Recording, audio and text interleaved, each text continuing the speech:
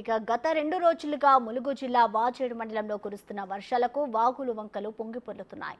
మండల పరిధిలోని చీకుపల్లి బోగత జలపాతంలోకి అత్యధికంగా వరద నీరు చేరడంతో బోగత జలపాతం ఉగ్రరూపం దాల్చి ఉప్పొంగి ప్రవహిస్తోంది.